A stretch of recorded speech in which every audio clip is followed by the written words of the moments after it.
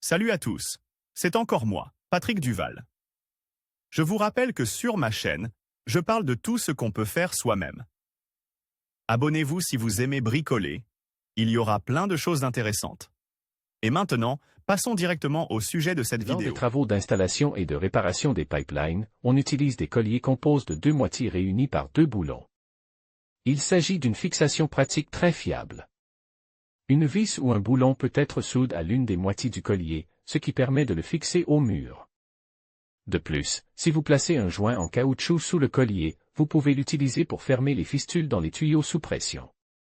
Il s'agit d'une fixation à usage universel. Il n'est pas difficile de fabriquer de telles pinces de ses propres mains à l'aide d'un dispositif simple. Matériaux, plaques d'acier de 16 à 20 mm, rail, acier rond 10 à 20 mm. Perceuse de qualité sur AliExpress à prix réduit, http://ali. Pub 5ZWMXZ. Le processus de fabrication d'un gabarit et de pince de cintrage. Il est nécessaire de découper une ébauche de dimension approximative 40 x 80 mm dans une plaque d'acier à parois épaisses.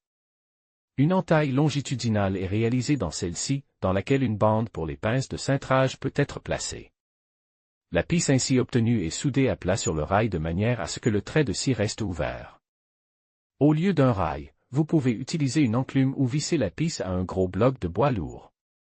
Sur une petite empreinte de la pisse, il est nécessaire de souder deux doigts d'une molette dans le sens transversal. L'écart entre eux est d'environ 10 à 15 mm. Pour utiliser le dispositif, il faut préparer et marquer des bandes d'acier.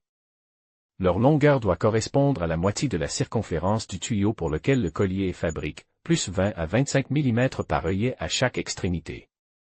D'un code de la billette, il faut tracer deux marques pour le pliage des pattes, et de l'autre, deux marques supplémentaires, de sorte qu'en les pliant, on obtienne un support en forme de U.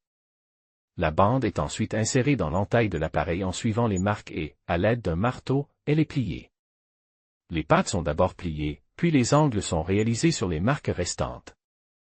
Pour arrondir l'équerre en U, il faut l'insérer entre deux doigts sur le rail. Ensuite, en frappant le bord de l'œillet avec un marteau et en faisant glisser doucement la pisse du bord vers le milieu, nous arrondissons le collier.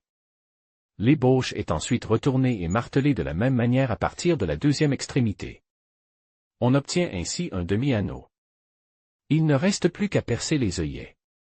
Cette méthode permet de fabriquer des colliers pour des tuyaux ronds ou profils. Dans ce dernier cas, il n'est pas nécessaire de les arrondir après les avoir pliés.